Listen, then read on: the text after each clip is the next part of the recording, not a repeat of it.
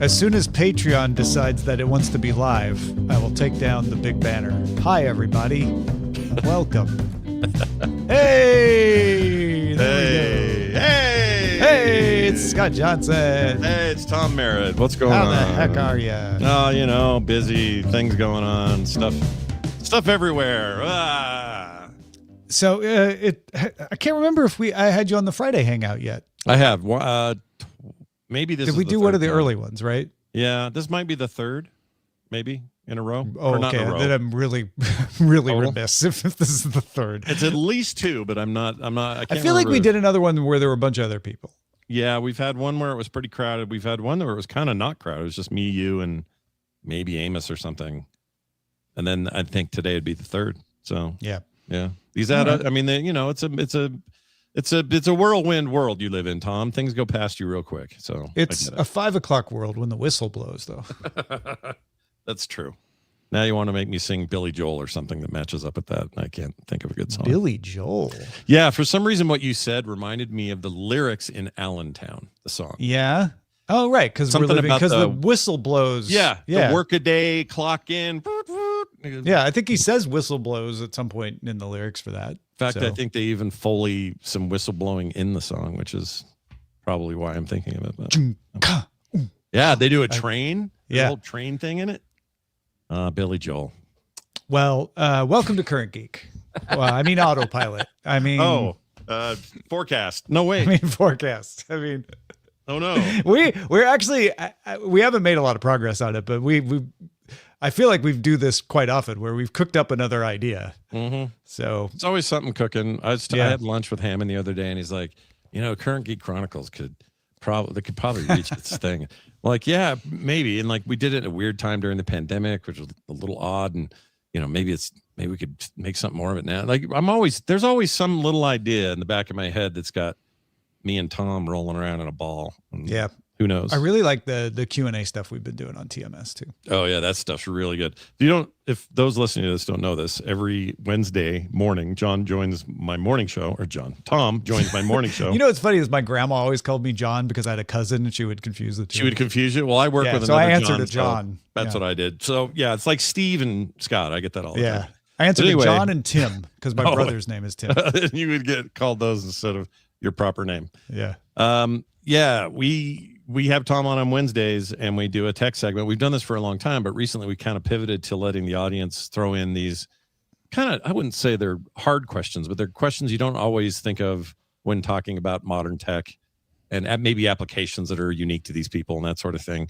And then Tom comes on and we field those questions, go back and forth, and it's been really good lately. So if you haven't been hearing that segment, you ought to tune in on Wednesdays and check it out. Yeah, it's really good. It's good stuff, and I've really been enjoying the questions. You just went quiet to me. Why did you go quiet? Am I back?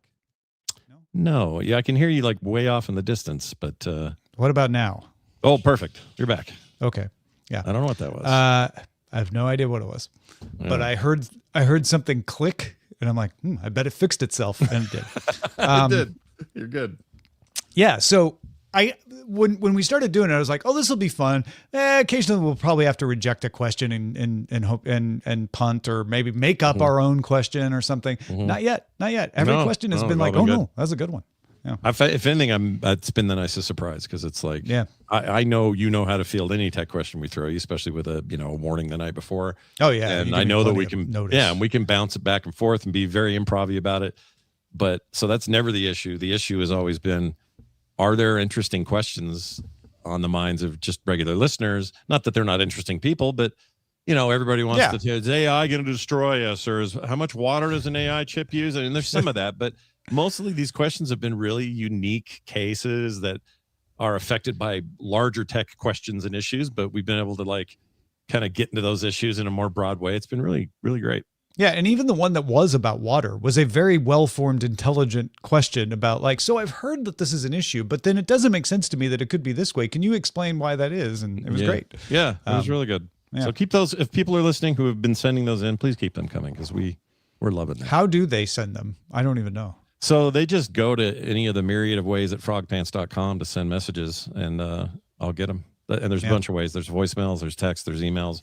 Whatever they want to do, we'll get it. Speaking of frogpants.com, here's the Nerdtacular page. Yeah, look at that. Look at that. Yeah. What used to be, for 10 years, it was an annual event where people from all over the community would come out, and we would do it in various venues. The last few or 4 or so were all up at Snowbird, this ski resort, summer resort. When we do it in the summer. But anyway, we do this zero up there. Oxygen. Yeah, very low, very low oxygen, high altitude. A few people I think felt it enhanced the fun, honestly. It might have for some of us. I think heavy drinkers were maybe a little surprised by how much water they had to chase everything with, but that's the whole thing. But anyway, there's a page up on frogpants.com right now. It gives you all the current details, the schedule as currently planned, how to get tickets, how to get hotel rates that are really, really good.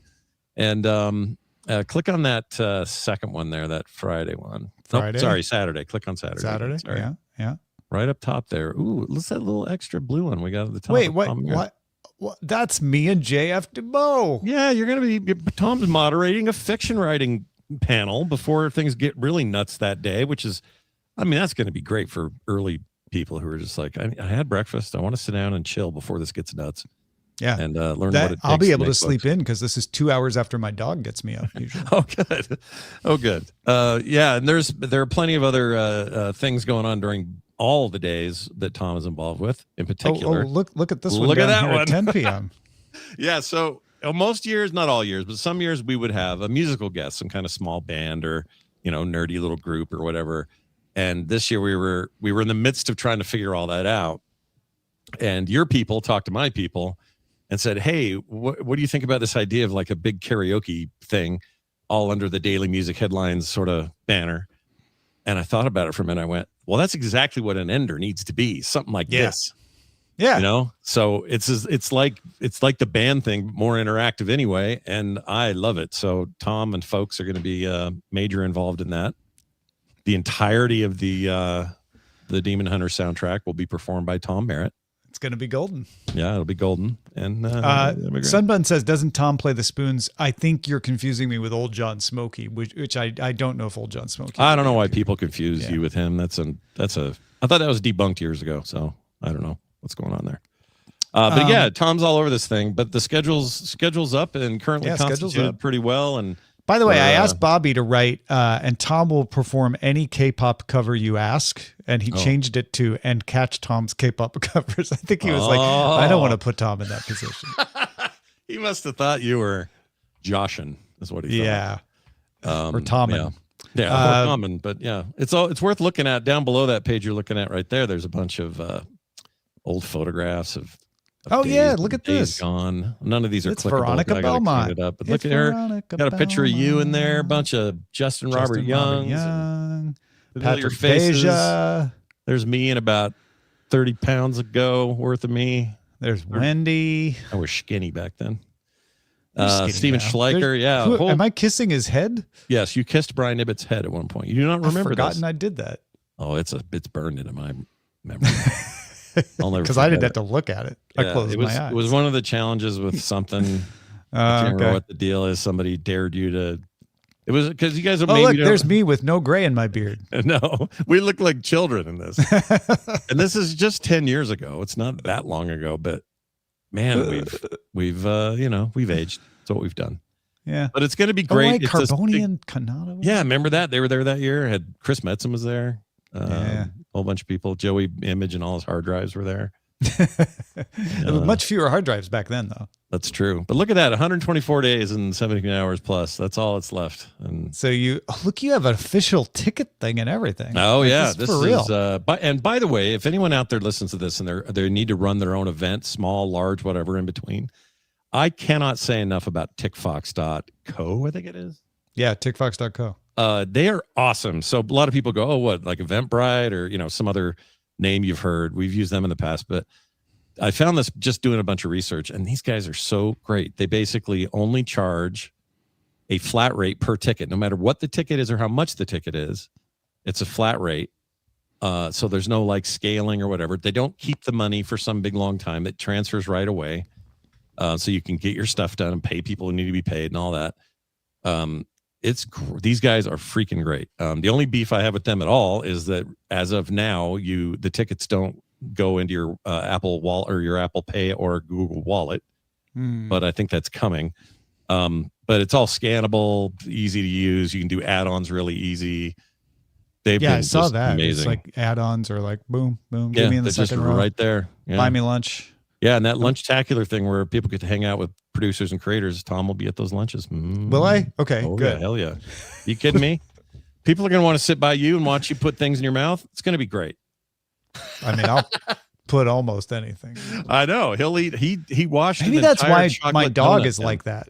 Oh, my dog licks everything. That is his preferred way of interacting with the world. Hey, Philly Codan. Tom's a healthy guy. He eats healthy food. But if you say to him, here's a big cake donut covered in chocolate, please wash that down with warm Clamato, he'll do it. I've done it. There's no picture of that. Have done it. Here, yeah. I think you kissing him on the forehead was right after you did that. So good for his forehead. It's a beautiful venue. We're doing it at the this is Marriott. The Marriott, right? Yeah, Marriott downtown in Salt Lake City. They call it the Marriott near City Creek or something to that effect. Really nice area down there. It's basically the very center of town. It's across the street from a giant convention center. There's a bunch of other, hotels and venues and other stuff and restaurants everywhere. It's kind of like the center of everything. And what I like about that, a lot of people think, well, that sounds like it'll be crammed. And it's the weirdest thing about Salt Lake City. It is a city like any other city that's, medium city, kind of busy, lots of stuff going on, lots of traffic. But for whatever reason, in that kind of Four Corners area down there, it's just not congested. It's like the cleanest thing you'll ever see. Like, I can't wait for people to see it and go, oh, I could live right down here. Like, it's nice. Downtown Salt Lake, the couple of times I've been there now, one time was during a Nerdtacular, like after it was all over, and another time was just when I was visiting. Yeah. But it reminds me of downtown Austin back when I lived in Austin in the 90s. Yeah, that's a good where vibe. It's a city, but it's got a human scale feel to it. It does. Yeah. Not too big for its own britches. Just big enough. Lots and lots of art. Perfectly sized britches. Exactly. Very culturally, not unlike Austin, very culturally sort of diversified kind of area where there's just tons of art and music and concerts and all this stuff. It's the reason Post Malone moved here, he says. Yeah. Because he really likes that vibe. And now he has a gigantic home up in the canyon. But anyway. Next year, Nerdtacular. He'll be he's our next. I can tell you on this show that it's official now. One of our special guests, at least one, will be Critical Role's own Liam O'Brien will be joining us. Ooh, Liam O'Brien's coming? Yeah. It'd be good to see Liam. Friend for ages, but since things really kicked off for Critical Role, and they sell out like stadiums, those people. Yeah. Like, it's an insane world he lives in now. But we've remained friends, very close friends through all of that. And he's like, I really want to come to one of these. I always wanted to. We just never could make it match a schedule. It did this time. So he is going to be there at least all day Friday is all we know for sure. But he's coming. That's great. Yeah. Fantastic. Yeah, I'm really excited about it. And there'll be others to announce. And I got to get everybody's pictures up. There's a bunch of work that needs to be done. But, we got till June 12th. There's a lot to do, but we'll get there. It's going to be fun. You have 124 days, 17 hours, 49 minutes, and 26 seconds. Yep. You're right. And that's going to go fast. Yeah. That felt a lot higher when it was 1:43 when I put the timer up. Now, Sandbard is asking a question that I'm sure is on a lot of people's minds. I haven't been to Utah before. If I want a coffee, do I have to leave Utah? No, you do not. Well, actually, if you're thinking of moving here and making the cost of living go up, then yes, all the weird things you've heard are true. Don't come here. Don't make prices go up. However, if you're visiting, all that stuff is bullcrap and a total lie. And some of the best coffee you're going to have, you'll find in Salt Lake City, Utah. You don't have to do any of those things. You know what else you can do? You can drink alcohol here. You know what else you can do? You can do all the things you want to smoke. I mean, there's no indoor smoking pretty much anywhere in the States anymore. Yeah, not here either, but parts of Vegas. But you can smoke, go outside and smoke to your heart's content. All the rumors you've heard are fake.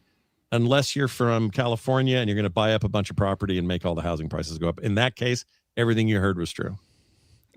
KT Data says there's like 3 coffee places within walking distance. And Rose Kitty was like, more, actually. Way more than that. Yeah. Plus, we're not even counting. We're not counting chains. Like, if you want Starbucks or Beans or one of these places like that are all over the region or the country, those are every freaking. There's some good local beer brews too. There are good breweries. The Red Rock Brewery is really good. There's this outdoor kind of restaurant-y place that's just a walking distance up the street called Gracie's. That is one of the most amazing cafe / hangouts ever. It's so cool. And they've been there for ages and ages and ages. They're just like a staple down there. So there's just lots of that kind of thing. There's a barcade just up the other direction, like another block is all. That's really cool. Are there dirty sodas? Sunbun wants to know. Yes. You can get dirty sodas all over the valley, not just in the city. Doesn't mean they have soil in them. No. Just means they're mixed and put a lot of stuff in there. It's like this is probably not, what people call them today, but we used to call the snow cone a suicide when you put a bunch of different stuff. We did the same thing, except, and if we went to a 7-Eleven and you just went and put all this stuff in, we called that swamp water. We do that. Swamp water. Yeah. Tasty. But we liked it because we were dumb and we were in our teens. Because that's the way we did it. Yeah, man. So everybody grab a hotel. Yeah, get a hotel. They're really good rates, by the way. So you click the link on the site, get that version of it. Yeah. Because they've given us really incredible rates for that block of time. And I want to make sure people get the best price possible. But yeah, it's going to be rad. We always have a really great time. We're not quite sure what the streaming situation is yet, whether we'll just have it openly available streaming or if we're going to need to supplement cost by doing some sort of virtual stream for those who can't come. Mm-hmm. But we'll keep that cheap if we do. We don't know yet. That's all being worked on right now. But got really smart people helping me. Got lots of people I feel very good about delegating. That's a question I have, which leads me to why I wanted to have you on the Hangout today, because all we're doing is talking about how awesome this is, which is totally cool. But I want to talk about all the work that goes into doing this too. Yeah, it's a lot. Because one of my questions was like, if I want to stream because I'm going to do the DTNS Hangout, I'm going to do this at Nerdtacular. Right. When am I doing it? Where's the schedule? Day 1, Friday, I believe. Oh, wait, let's see. We have you for the DTNS. It's at 3:30 p.m. on Friday, the Daily Tech News Show Extravaganza. So yeah, because it's Friday, I'll be doing this Hangout with Dr. Nikki and probably a bunch of other people that are around. You can parade him in and out all you want, whatever you want to do. It's up to you. I'll tell you this, Scott. Please come if it doesn't make your life harder.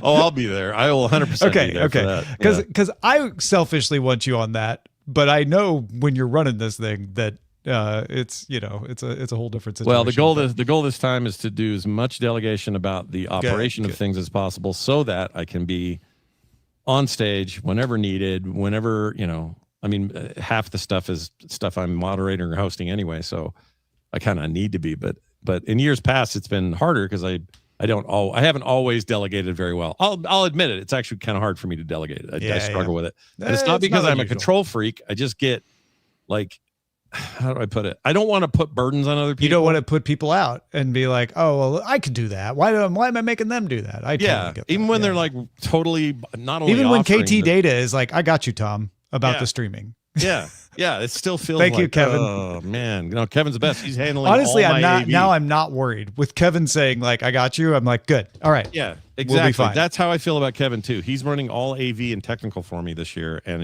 I have zero. That is the thing I can now shove to the side. All I have to think about is, all right, what are our rental costs? How much stuff do we have to get? Like, we'll work all that out. But actually knowing that it's going to work and that somebody knows what he's doing and that it's going to be, he's already part of the community, like it's perfect. Yeah. So I'm trying to do that more with people that are perfect for it.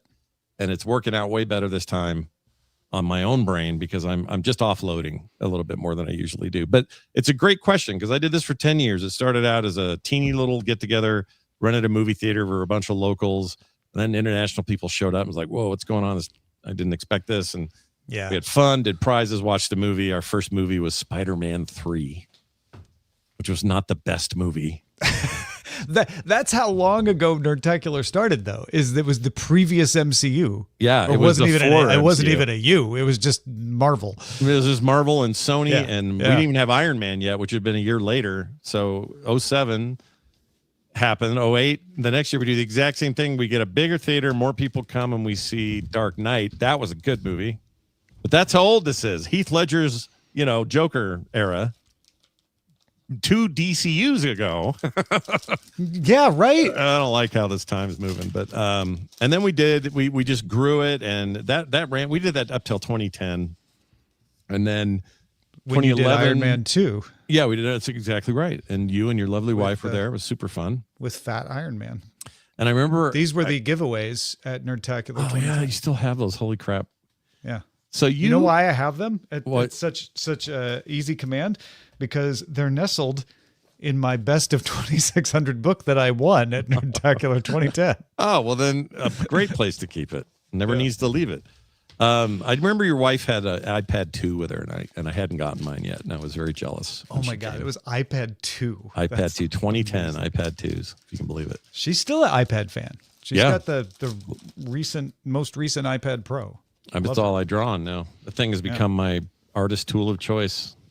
A lot of people have. But anyway, so we decided to expand it, make it some content and some programming, and we turned it into like a day event the next year and a 2-day event the next year. And then from then on, it just kind of became a big, small community. I call it big, but we keep it tight because we don't want it to be insane. Half the reason we do this is so we can mill around with everybody and everybody can talk and get to know each other and stuff. So we keep it around, 600-700 people, something like that. And then we did this at this resort all the way up till 2017. And then I was like, all right, that's a lot of work. I felt like that's what I was doing almost as a full-time job. And then everything else I had to squeeze in. So it's not a big money maker at all. In fact, I'm lucky to break even on these things. I'd be happy to break even on these things. It's not really why I do it. It's for the fun of it, for the community of it. And so I try to keep all the costs low and cost of entry low and all this sort of thing. But in 2017, I'm like, I'm going to take a break for a bit, focus on some other stuff, did a big gig for BlizzCon, did some other things that kind of took its place in terms of my brain power. But then 2020, I was like, all right, we're going back. We're going to do at least one more. We're going to really bang one out here. It's going to be great. Yeah. And then 2020 happened. Yeah. And everything got canceled. So we were like, okay, we're not doing that. We're not doing Vegas. We're not doing anything that year. And 2021. Did you do Vegas in 2019? We did. It was the last. We got in under the radar on that one. So that was the first Vegas. Technically, 18 was a meetup style Vegas thing, and then 19 is where we said, we ought to really go for it. Make it for real. Make it more. And then since then that also grew. But and that was just for those wondering, like, what the heck was Vegas about? That was like just for the morning show. Tom would always come to those too because he's on the show. Yeah, it's easy to get there too. Yeah, and it's a smaller, couple hundred people. We can manage that. It's not too bad. But then in the last couple of years, I've just been like, I got to do one more. It's just been itching. And I talked to Brian and we're like, well, let's take a year off TMS and you can do a full, one of these. Never say never that there's not more, but it feels like maybe one, let's do a big one. And so that's where the idea came from. And so it's back almost, I guess, 9 years after the previous one. Which is a weird thing to say, but time is weird and I don't understand it. So time is a flat circle. I think time is a crystal, but I digress. Hey, I like that. Wait, though, that means you're talking about a lot of timelines, like a lot of maybe, although it doesn't have to be. I totally derailing our conversation, but I really do imagine time as like a solid. And so your life, like your timeline, is just a solid, right? Mm-hmm. From beginning to end. And your perception of time is you can only move through the solid in one direction, but it's always there. Right. There's the end and there's the beginning, but it's always there.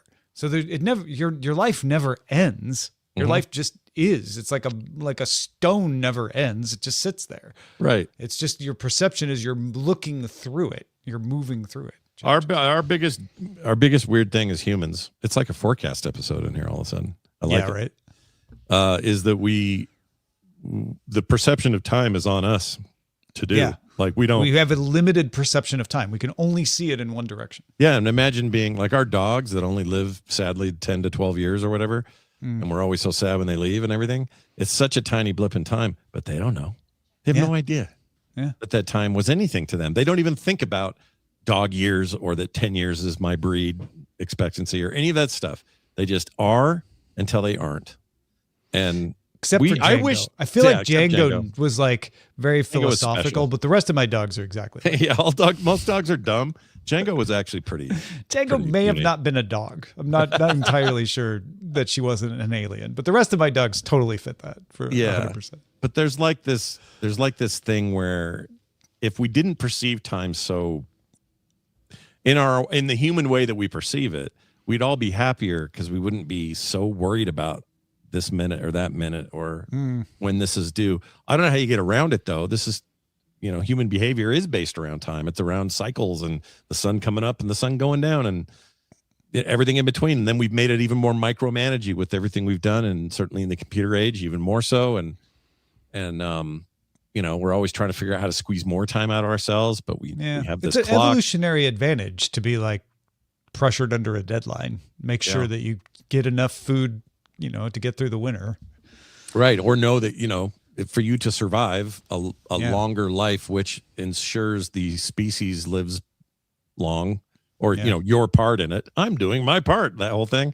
You have to think of things in time. It's probably the one thing in our perception that really propelled things forward when that started to be a thing, right? When time is, this is purely philosophical. I don't know. And there's probably a real scientific answer and I just don't know it, but just the idea of, I now can tell that in that 5 hours, I could have got a cave drawing done or whatever it is you're doing back in the day, right?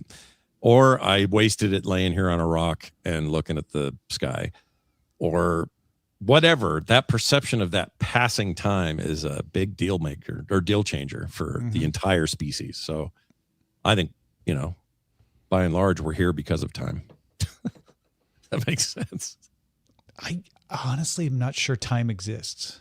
Yeah, I mean, it only exists because we define it. It's just an artifact of perception. Yeah, I agree. Or if it exists, it doesn't exist the way we think it exists. I heard somebody say, and I don't know if I'm, obviously it's pedantic, but I've heard this saying that time doesn't exist because this very moment you and I are living in is time. That's the only time the time you're here. Anything in the past no longer exists, and anything in the future has yet to be.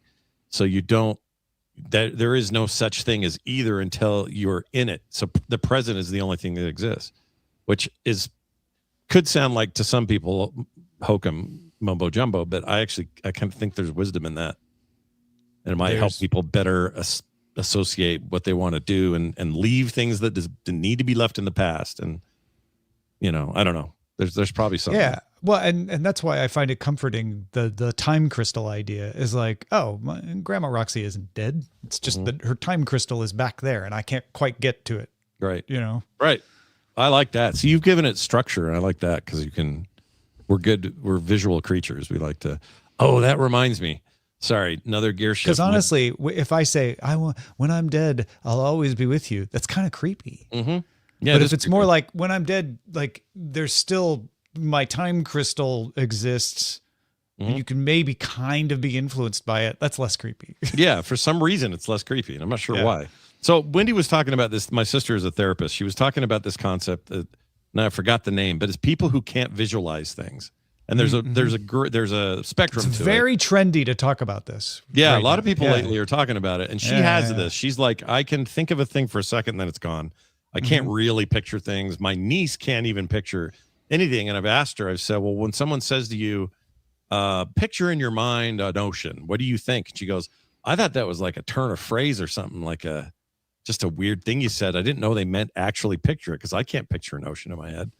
And that seems crazy to me because I can picture anything, anytime to a fault where you could say, what's it like if everything was suddenly green? I can picture it and it's going to bug me for the next 2 hours. Like I've got the extreme opposite or whatever it is. So I don't know where you are on that. Like everything, it's a gradient. Right. Because when you say picture an ocean, I can sort of imagine what an ocean would look like, but it's not, I have like 480p. It's not high res. It's not. All right. But your DVD level, you got some extras. Yeah, I like DVD quality. Yeah. And maybe that's just an artifact of when we were born. I'm stuck there, but it's not like a rich visual, like, oh my gosh, it's like I'm in the ocean kind of thing. Yeah, but I feel like that sounds right for you. And this is just me knowing your personality. I feel like that's a good middle ground. There are people that can do some visualization, but they can also do the practicalization of whatever it is you're being presented. I tend to swing way, way, way on the visualization side. Yeah, which makes sense because it does make sense. You can visualize and manifest those visualizations, right? Yeah, if you're most artists, painters, drawing people, sometimes they mix, and it's crazy when they mix. Some people just have an aesthetic enjoyment of the highly visual, but are also highly technical or highly practical. I would say Steve Jobs is like that. Yeah. He really appreciated art and he expression. lived at the intersection of science and liberal arts. Yeah, There's you go. a picture of him at the intersection. Quite literally. Liberally. He was liberally there, but he's a great example of somebody who figured out how to master it all. But most of us are somewhere, like you said, on that scale or on that spectrum, and I'm just so far over there. So the reason this all came up is she would like to be more visual and be able to imagine things before she sees them, just to help build things in her mind. And I'm the opposite. I would like to figure out how to be a little less overwhelmed with picturing everything, because I literally can. Oh, that is true. Is that really him standing there? That was him? This was at one of his one of the Apple keynote thingies. I love he that. Projected that. Yeah. I actually really like that. Yeah. But it's a weird thing. Anyway, I don't know how we got there. I don't know how this train pulled into that station. But it's obvious. I asked you, tell us about preparing for Nerdtacular.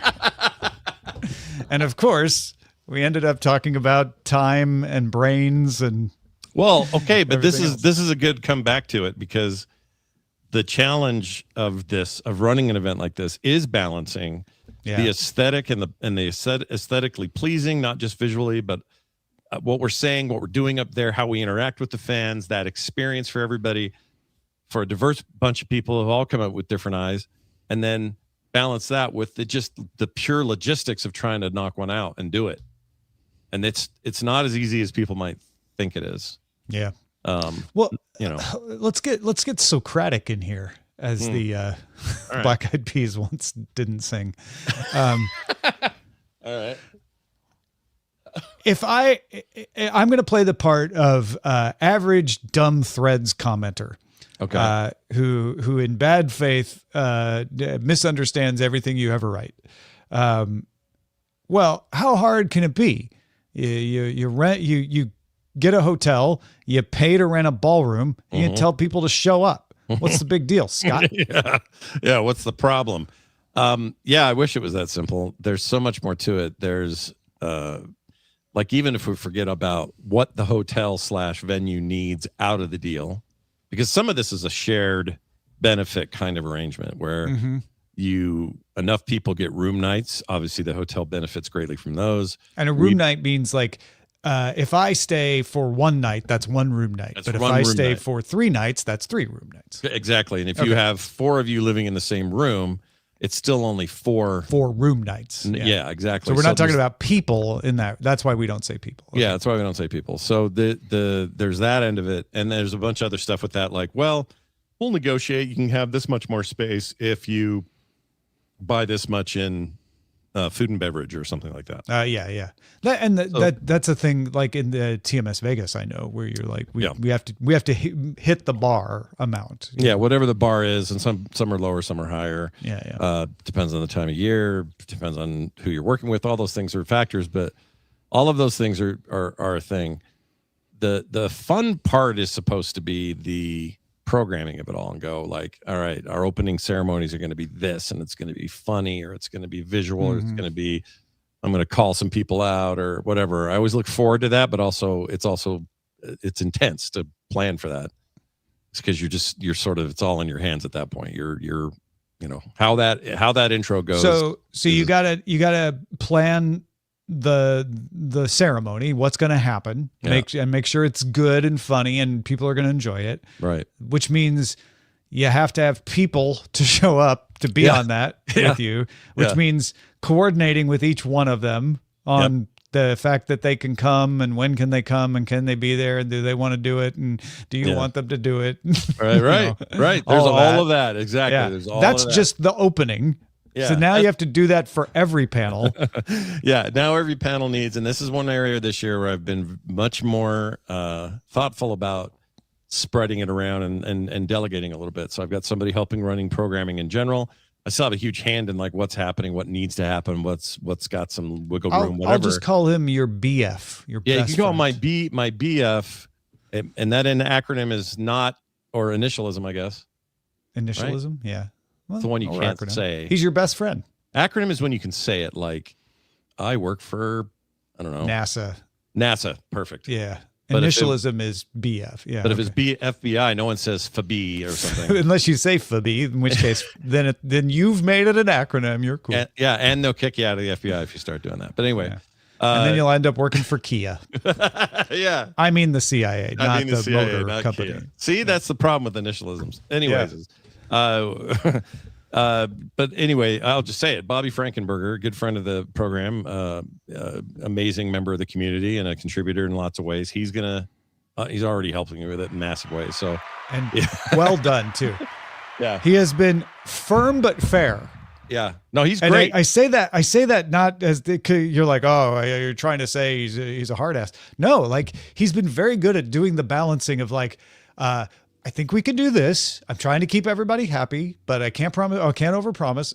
It's a hard balance to walk, and he's walked it very well. He really has, and it's taken a lot off my pressure plate, because this is one of the things that's really hard for me. I want every one of my friends to get what they want. I want everyone to have their moment, their thing, the stuff they want to put on, do whatever. Like I don't want anyone left out. And the problem with that is there's a lot of them, and picking and choosing, and something's got to give, all those things. So having him involved, that's a pressure plate right there. Look at that. That is, yeah. That's what they use for like a or what do you call it, a mine, like one of those buried mines kind of thing. Is that the sort of idea it is? I mean, not that everything's for war, but you know what I mean. This is for a car. Oh, yeah, okay. it's for the clutch pressure plate. Yeah. I was curious about that. But yeah, it leaves me to be, all right, well, now we have our structure. We have somebody who's capable running the structure. And now we're just filling the holes that we know are there, like knowing what we have to do. We're going to do a live film sack. Why is that different than a regular film sack? Well, because it's for a live audience and you got to play differently. And, it's you get to focus on those things, which is what I love doing. Those are the things I do every day. Yeah, I want to do more of that. That's the fun stuff. That's the fun stuff. And people who are good at the stuff that I think isn't fun find the non-fun stuff to me to be fun to them. They like it. Yeah. They like the organization and the structure and the That's whatever. When things sing. When everybody's like, "Oh, I like doing this part," and you're like, "Great, do that part," because I don't. Yeah. And then everything gets covered. Yeah. And I feel very fortunate and lucky to have a ton of people in my life who are these things, who fill these gaps. Like just making sure people in the ballroom can hear you. Yeah. Is way more complicated than you would think. Yeah. It's like, again, Threads guy is like, well, you just put a mic and a speaker. What's the big deal? Yeah. And we will direct you to KT Data. Exactly. Go talk to Kevin in the back, because he knows. Yeah, but that's because it's not as easy as that. Yeah. And that's why I'm so stoked about him in particular, because it's one of the most important. It's one of the things that the whole thing hinges on going well is what he's doing. No, I'm not trying to add more pressure, but I don't worry about him because I know he's good at this stuff and he just knows what to do. So I'm not at a pressure plate. I'm pushing his pressure plate now, but yeah, like those kind of people in the right positions, the right places. It's like anything in life. It's like any well-run, thing. That's what we're trying to do. Well, so there's so many times when people are like, Tom, I don't want to impose on you, but could I get you to write up a description for this? And I'm like, oh yeah. Boom, boom, boom. It's what I do. I've been doing it all my life. I'm good at it. It's easy. Some of my descriptions are better than others, but I never find it hard or unenjoyable. Whereas some people like agonize over that stuff. Everybody's got something like that. If someone came to me and said, Tom, can you draw a robot? I'd be like, I could try. But if they come to you, you're going to be like, ooh, love to draw a robot. What kind of robot you want? Yeah, no, that's exactly it. You've just hit on it. And the problem is some of the people like me on the say the creative output end are just think that everyone has to be just like, you kind of get main character syndrome. Well, they must be also annoyed with this part of it. So why would I want to put that on them?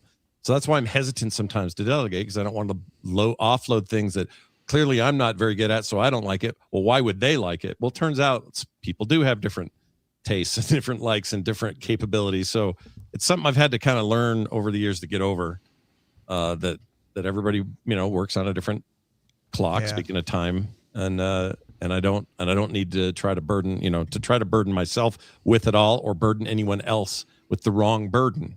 That's the other goal, is to truly understand who wants to be involved, who doesn't, what their role is. Balancing that all out and making sure, because it's never perfect. There's always something that needs to be done that nobody wants to do. There's always something that needs to be done that more than one person wants to do. And then you have to, slice babies in half and all of that. But yep. You heard it here first this June, slicing babies.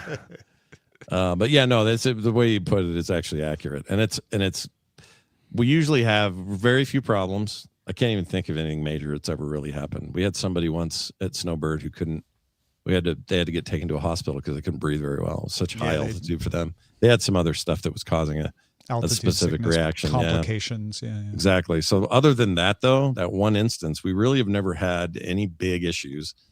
And I don't foresee any with this either. And part of that is because the Frog Pants, and by extension, certainly the DTNS and Diamond Club and all these connective tissue communities that we're all, with all the time, are just some of the best people on the planet. Like, truly. I don't know how we all found each other, but we did. And that's all the difference between having a great time and a time filled with, not sure if it was great. And I'm really happy about that part of it, which is why I'm doing this. We're celebrating that. That's what we're celebrating. I feel like one of the keys is that you didn't convince a bunch of people to come to your island for a grilled cheese sandwich and a bottle of water. You said, hey, I think it'd be fun if we all met at the movie theater. And then more people than you expected came. And you're like, oh, I guess a lot of you like to just get together and do stuff. Maybe we'll do more stuff, right? It just grew organically because a bunch of people wanted to do it. You didn't have to convince people to do it. No, and there's no overnight. There's no throwing wads of money at a thing without knowing. Like, it's one of those slow counter capitalistic ideas of just slowly, like, let's see where this goes. And it's been the only, as far as I know, it's the only good way to do this. Anything else feels dangerous and short-lived or something. The communities that we have all helped build are really, how do I put this? They're I think they can withstand a lot. They're resilient. They're resilient. Yeah. They're resilient. They're tough. They can take it, and they're not just happenstancely. They're not just like, oh, what's this over here? Technology show, or what's the film movie show? Like that. I guess I'll come to this Nerdtacular. Yes, they're not like that. And these are people who are like, been here for a long time, got in early. And it doesn't mean that a new person can't, but there's just like a certain ethic to it. I don't know how to describe it, but it's always sort of been there, and I love that about it. I feel like I'm about to pass along a story that someone has said in public, but I can't remember, so I'm not going to say who it was. But there was someone that came to a Nerdtacular, and they told me these were not my people at all, and I've never felt more welcomed. Yeah, like they realized, like, oh, these people are into a bunch of things that I'm not into. Yeah, but everybody was like, oh no, but that's cool if you're not. And what are you into? And, want to sit with us? And like, there was no like, oh, you're not a fan of Iron Man? Well, then I guess get out of here. Yeah. Like none of that, Yeah, none of that. I think that's really a key thing to key in on, because I think now more than ever, we need our pockets of community more than ever, that are like personal, on the ground. Empty the kryptonite, fill it with community. There you go. Because otherwise, there's so much division, there's so much arguing, there's so much arguing online, there's so much technology that enables us to fight with each other. Yeah. That there's this one little oasis over here where you don't have to do any of that, and you can just be yourself, be who you are, be among people who, even if they're different than you, it's fine. Everyone's welcome. The pool's warm, for lack of a better term. And some people might go, well, it's heated, it's not warm from other reasons. And for anyone who hears this and goes, well, it sounds a little culty to me. It's not like that at all. It's not a cult. No, there's no leaders or any of that. There's a few of us that are just sort of happenstance positions of like, well, yeah, I guess we kind of made it happen, I suppose. Yeah. But at the end of it, like every job needs a supervisor. Exactly. But the community is like its own society, and they're just a really good one. And I would be, if the whole world went kaboom and all that was left by pure happenstance are members of our community and their families. I don't want to cut everybody out. Yeah. But let's just say they all survived. I would not, under those circumstances, I would not be as horrified as I would without them. You know what I mean? We'd make that work. I think what Scott's trying to say is you really want to be at Nerdtacular. Yeah.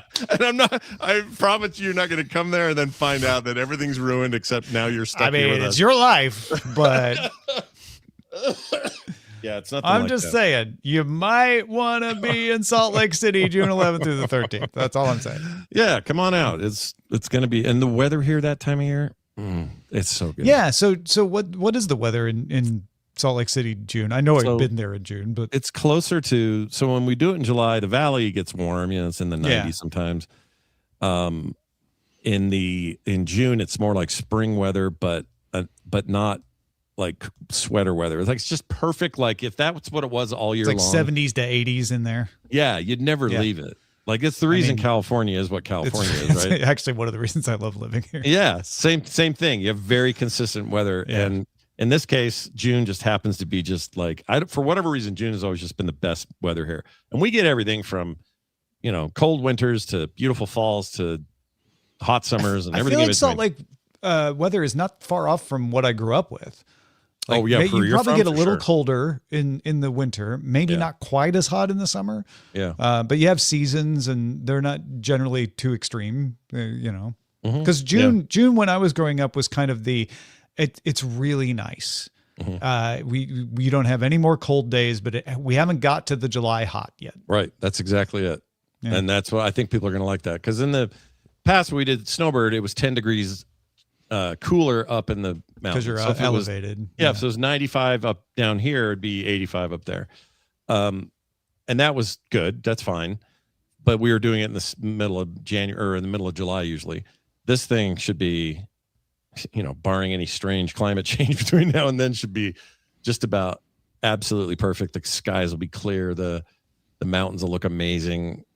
Green will be happening it's going to be something. I actually can't wait for that weather. It's going to be amazing. How many meetings a week are you doing right now for Nerdtacular? Let's see. I can tell you.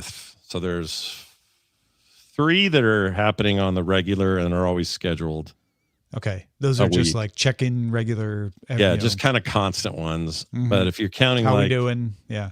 It's probably right now, there's probably 3 others that are weekly. Mm-hmm. That'll ramp up as we get closer. But one of the people I have help, like someone who's helping with the Lunchtacular thing we're doing, is my wife, Kim. This time she's kind of running that with them, working on the menus, all the planning and everything. So the end result of that will be a big lift off of me because I don't have to deal with any of it. There's a whole other thing is just catering and food and what do you need the hotel to provide and who do you talk to there? Mm-hmm. And then what do you bring in from the outside and what does the hotel allow you to bring in and what doesn't it allow you to bring in? Like, there's all that stuff. Like basically the nice thing about where this is located is if people are in the mood for just about anything, they just walk 10 feet and get it because everywhere around this hotel is somewhere to eat. That's awesome. One of the best Mexican restaurants, I think, anywhere. The Red Iguana. Sorry, there's 2 of them and I can't remember which one it is, but I think it's Red Iguana. Amazing. It's just right up the road. I say road, street. So there's, for people like that, or just like, I want to go out and get this thing, or I want to go to this bar. All of those options are there. For people that bought the Lunchtacular upgrades, basically just means eat with your Frog Pants All-Stars people like Tom and me and everybody. There's they're going to get catering right from the hotel. The hotel has a nice restaurant built into it, plus other stuff on the outside. Like there's going to be no shortage. If there was any beef anyone had about the Snowbird days, it was that you had the one lodge and we had the 3 places to eat, and that was all you had. It was fine. We made it work, but like where we're at here in Salt Lake City, it's just sky's the limit as far as, you know, where people may want to go. Yeah. And there are a bunch of people doing some weird like hikes, and I shouldn't say what weird. is Stun Cube? Stun Cube. I don't know. What is Stun Cube? Korean restaurant. Oh, no way. A couple blocks away. What do they got there? Well, Korean food. Stun Cube. Let's see what they got here. Let's Welcome to your Stun menu. Cube. It sounds like a video game. I wasn't sure why it was called Stun Cube. Oh, it looks legit. Appetizer, tteokbokki, mandu, cheese ball. Yeah, all right. Let's see, beef bulgogi. You got your pork bulgogi. You got everything. Look at that. Oh, it's like a bento box. Dosirak. Oh, I like those. I'm a fan. Yeah. Those prices aren't bad either. Kimchi fried rice, tonkatsu, bibimbap. Kimbap. Yeah, kimchi jjigae. Here, you are more. Oh, this is so annoying. I have 3 Korean siblings, and I know way less Korean than you do. Well, way less. Yeah. Here's what you do. You want to feel better? Sick your brother or sister on me and tell them to only speak Korean and just watch me flail. Okay. All right. I wouldn't mind. Actually, maybe we can arrange that in January. Yeah. And I'll just be like, chonchonhi, which just means slowly. Yeah. And really, it's just my brother. My sister's lost it all, but my he's still pretty fluent. So yeah, he's always. No, I love your brother's vlogs. Yeah, his YouTube stuff's pretty good. I think he does this thing where he'll go on a trip back to home, like Korea, and he'll spend, I don't know, sometimes a month there and film a million things. And then he'll come back and start just doing content. And so for the next year, he's got stuff from that one trip. Well, because we have a bunch of those vlogs in our algorithms because we've traveled there, so we were looking at stuff. And what's great is when I just get a string of stuff of travel vlogs, and one of them's him, and I'm like, That's hey, great. That's you great. made the algorithm. It's not even my subscription. I'll share that with Matt. He'll get a kick out of it. Yes, my Korean brother Matt. Everybody, we realize that sounds weird to name your Korean brother Matt. Does he have a Korean name too, though? It is. It's Lee Sung-soo is his full original name. Lee Sung-soo. So he could have gone by Lee, or we could have done something else. Well, Lee would be his last name, right? Yeah, it would have been. But if they'd have gone, well, how do we Americanize this real quick? They could have gone.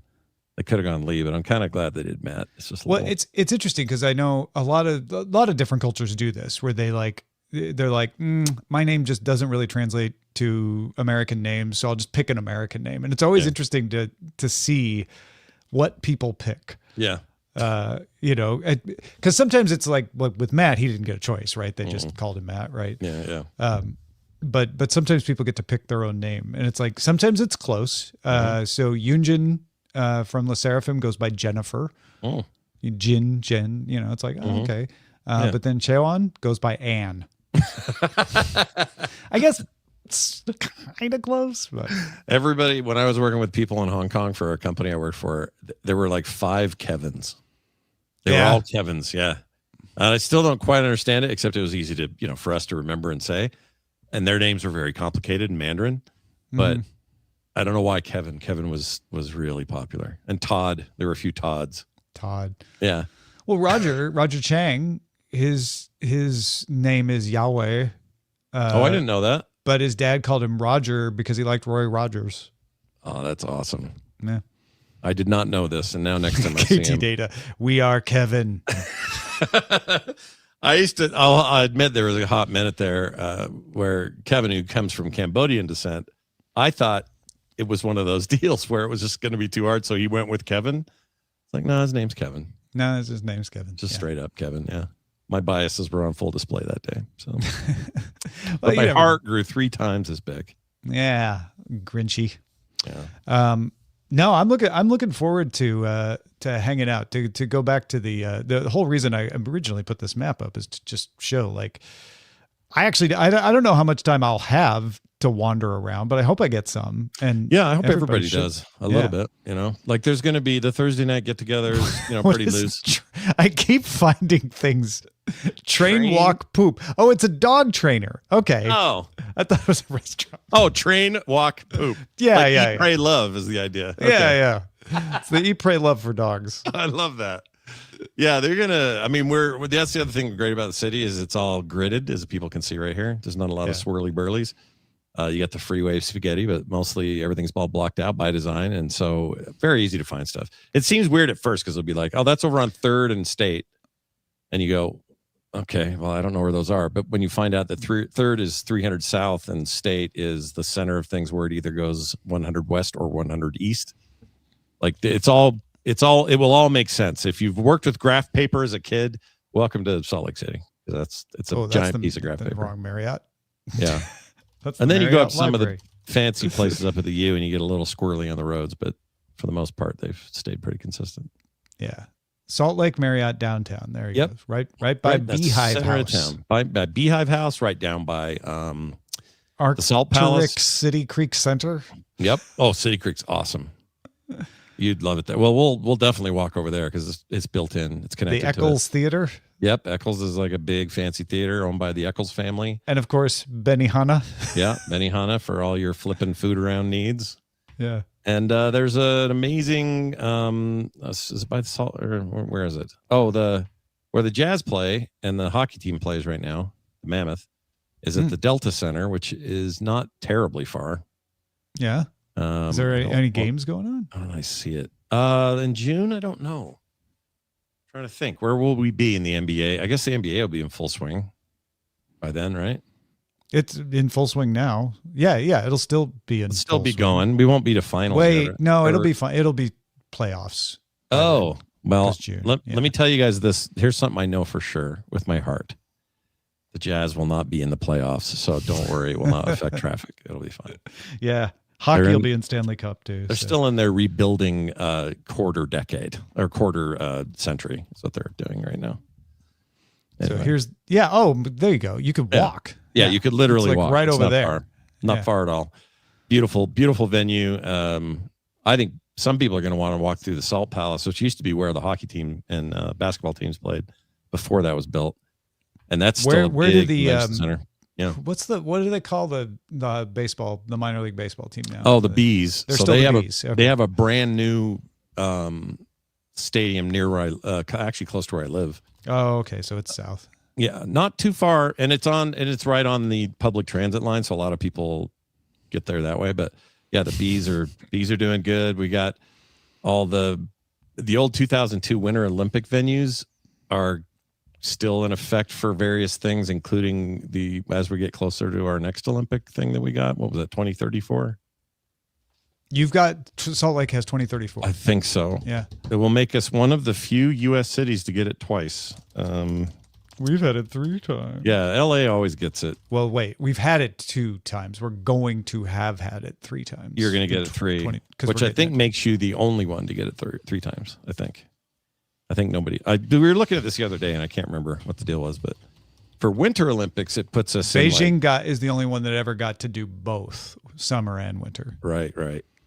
Winter, it might only be us. 2034. That's right. Yeah, there it is. I'm excited about that because we actually did really well with it. Like we made money. The city did. They didn't lose a bunch of money, and they built some really nice venues, and we already had a lot of it because snow sports are huge here. Although our snow... Osmond says you need to talk about how big a block is in Salt Lake City. Oh, this I may not know, but it's a very specific thing though, isn't it? Hold on. They're larger. They're somewhat larger. They're not like New York small. But they're not crazy big, if I remember. They're not. No, they're not crazy big. I mean, they are. I don't know if you'd say they're double the New York one. So they're like a New York and a half block. Is that what it is? Something like that. London has had it 3 times. Paris has had it 3 times. LA will have had it 3 times. Athens did it twice, summer. Tokyo did it twice, summer. St. Moritz, Switzerland has had 2 winters. Innsbruck, Austria has had it twice. Lake Placid did it twice. They did it in 1932 before they did 1980. That's true. And Cortina, Italy, Milano Cortina, 1956 and right now. Is that Cortana's sister? She moved to Italy when they were split? She's a little bit tinier, younger. Okay. Cortina. A little smaller. Yeah. She works with a whole other group of Space Marines.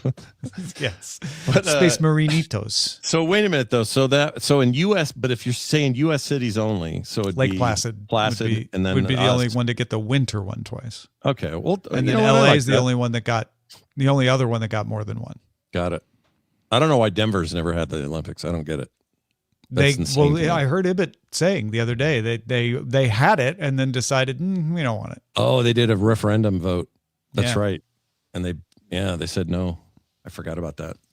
They're just as set up as anybody. I don't know why they would push that down, but I guess the people didn't want it. And that was in the 70s, so maybe they want it now. Like you said, usually the Olympics lose you money. Yeah, usually it's a losing proposition. And part of it was there was some scandal early on with who was running it, and then there was years ahead of it.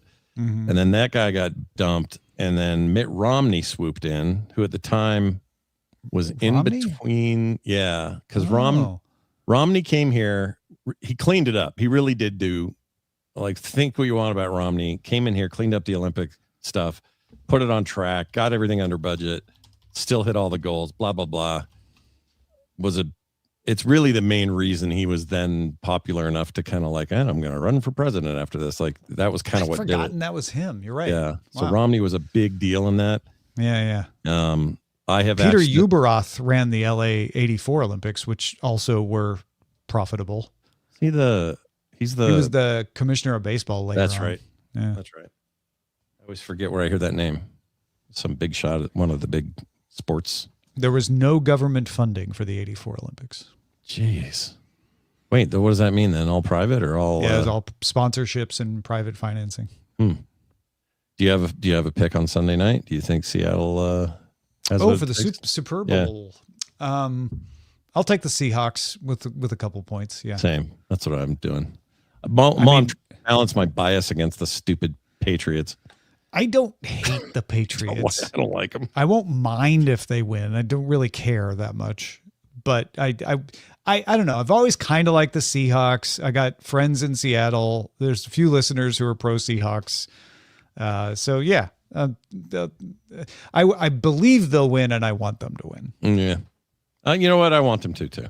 I need a team with bright highlighter colors to win a Super Bowl. I want a team with a short skirt and bright colors. Well, I don't know. I think that gets you on a list, but sure. Why not? Possible. Yeah. You don't want to be on those lists. Mm-mm.